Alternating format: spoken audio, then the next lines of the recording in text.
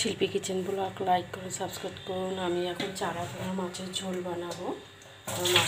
মাছটাকে ভালো করে ধুয়ে নেব।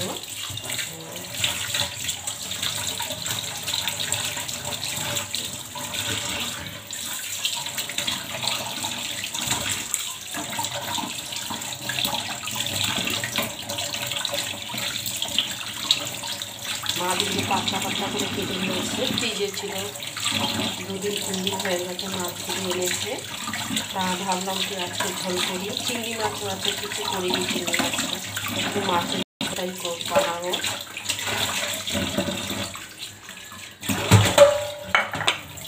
একটু গরম জল দিয়ে ধুয়ে নেবো মাছটাকে। দেখি গরম জলটা আনি, গরম জলটা নিয়ে ধুয়ে নেবো মাছটা। এখন গরম জলটা ঢেলে দিচ্ছি।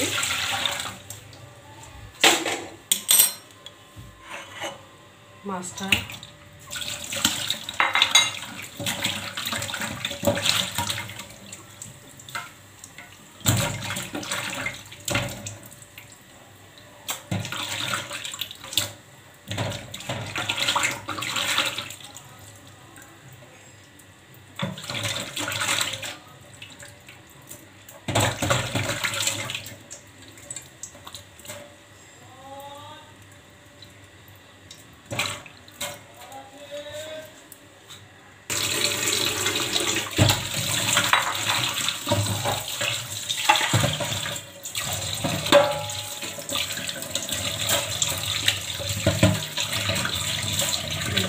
ঝোল করব।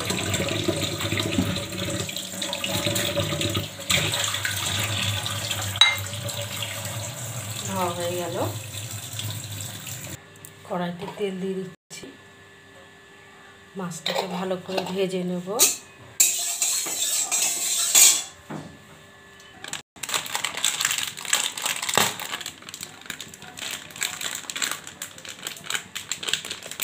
হলুদটা ঢেলে দিলাম, ফুরিয়ে গেছিলো হলুদটা। মাছটায় হলুদ দিয়ে দিচ্ছি, নুন দিয়ে দিচ্ছি। এবার ভালো করে মাখবো।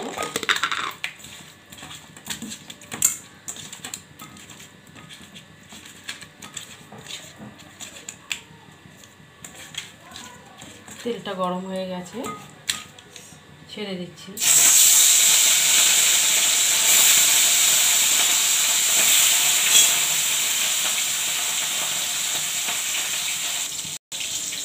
শিম দিয়ে মাছটা ঝোল করে বানাবো।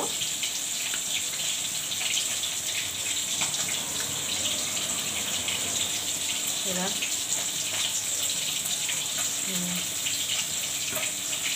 দুটো দেবো, বেশি দেবো না।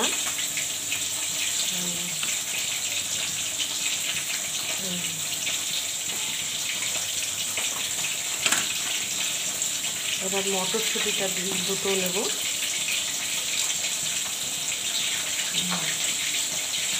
বেশি ঝোল করবো না, 3 পিস ঝোল বানাবো। আর একটা দিদি, এইটা কেমন হয়ে গেছে, এটা দিদি।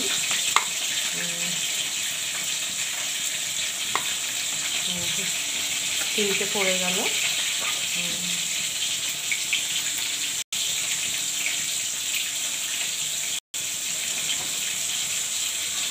দানাগুলো ফেলে নেব, যাতে ফাইবার থাকে। দানাগুলো খেলে ফাইবারটা বেড়ে যায়, ওই জন্য এরকম করে কেটে নিলাম। কেটে নিয়ে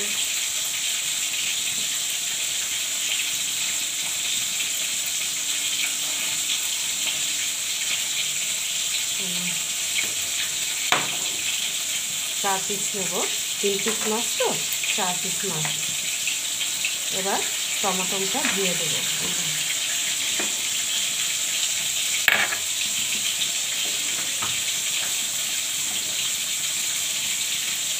ভালো করে ধুয়ে নেব,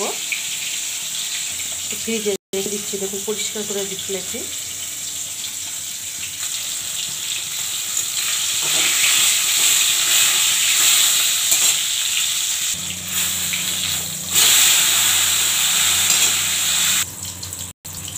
জিরেটা ধোয়া হয়ে গেছে, জিরেটা দিয়ে বেটে নেব মশলাটা।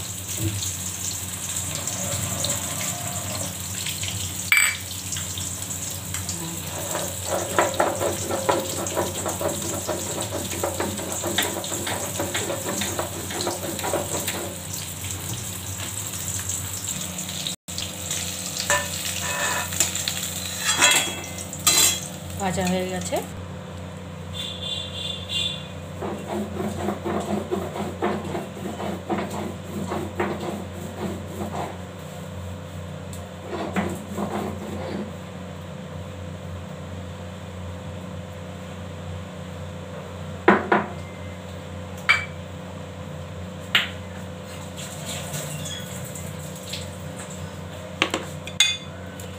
ফোড়নটা দিয়ে দিচ্ছি জিরা, লঙ্কা আর হচ্ছে কালো জিরা, তেজপাতা।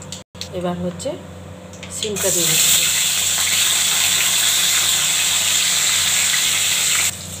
লঙ্কা বাটা, জিরা বাটা আর হচ্ছে আদা বাটা দিয়ে দিচ্ছি। একটু জল দিয়ে দিচ্ছি। এবার টমাটোটা মটরশুঁটিটা দিয়ে দিচ্ছি। এবার নুন দিয়ে দেবো, পরিমাণ মতো নুন দিয়ে দিচ্ছি। এবার হলুদ দিয়ে দেবো।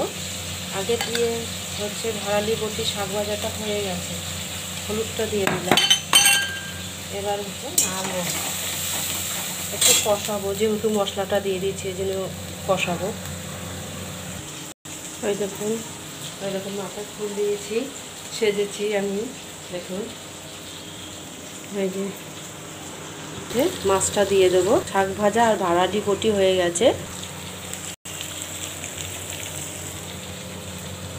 এখন ঘুরানো হয়ে গেছে, ঘুরতে যাব। আর 5-6 দিন বাকি আছে, 5-6 দিন না, 5 দিন বাকি আছে ঘুরতে যাব। গুছানো হয়ে গেছে।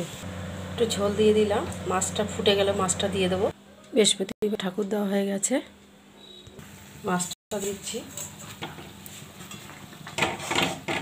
একটু পাতলা পাতলা ঝোল বানাবো, চারা পোনা যেহেতু। ধনে পাতা দিয়ে দিচ্ছি। হয়ে গেছে, নামিয়ে দেবো। হয়ে গেছে, নামিয়ে দিচ্ছি।